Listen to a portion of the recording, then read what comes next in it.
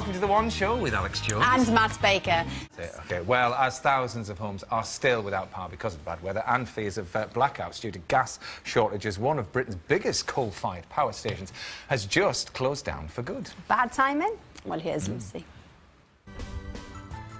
To some, they're a concrete eyesore that disfigure the Oxfordshire countryside. To others, they're majestic icons of Britain's passing industrial age.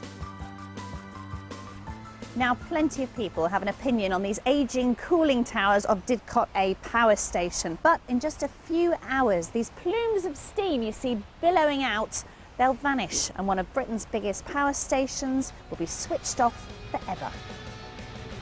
Didcot A has been burning coal to supply Britain's electricity for 43 years. It's survived the miners' strike, the three-day week, privatisation and a Greenpeace occupation. It generates 2,000 megawatts of electricity, or enough power to supply 2 million homes.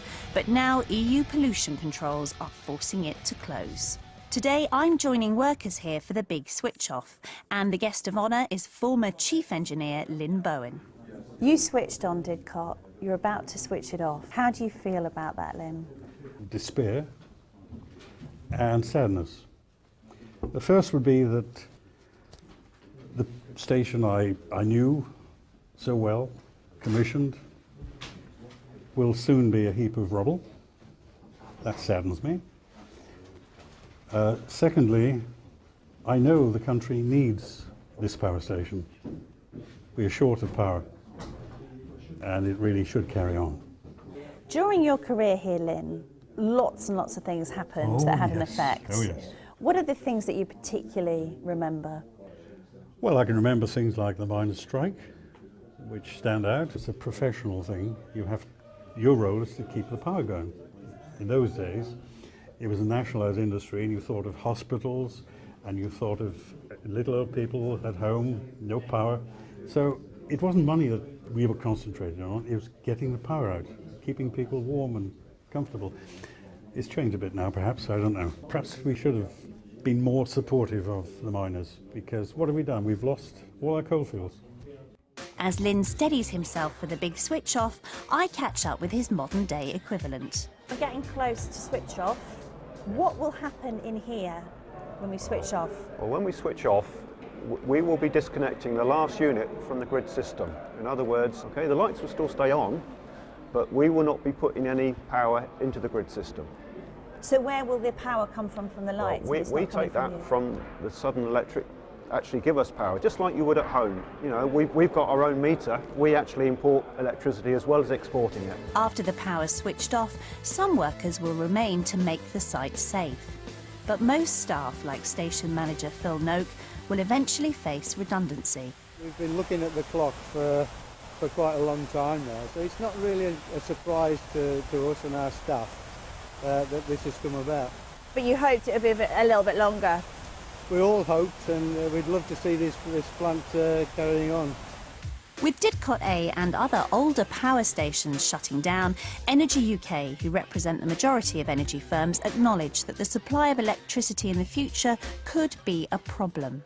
The changes that are taking place are quite complex.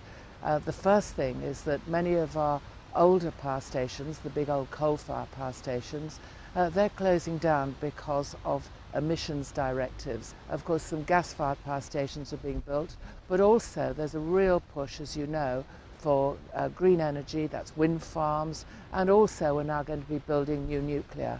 So the period of transition has got to be handled very carefully. With the precise landscape of Britain's energy future still to be decided, the workers here at Didcot A are busily preparing to mark the ending of an era with a big switch-off. It is quite weird because it is an actual switch. It's a bit sort of James Bond or something. There's a real switch to switch off the whole power station. When you're ready. Right, units off. And it's all off, so Didcot A is no longer supplying power to the national grid. It's all over. What did it feel like to turn that switch? Emotionally, quite powerful. It's the end of the power station. No more.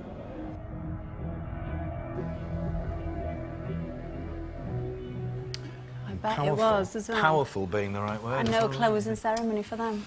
Lucy's here now. Now, Didcot, though, isn't the only coal-fired power station that's closing, is it? No, there's quite a few that have closed or are closing across the UK, and this is to meet EU regulations on pollution controls. So they only have a certain, for the older power stations, they only have a certain amount of producing hours left that they can feed into the national grid, and then the energy companies have a choice. They can change them to cleaner fuels, or they can install scrubbing technologies in the chimneys, or they close them forever.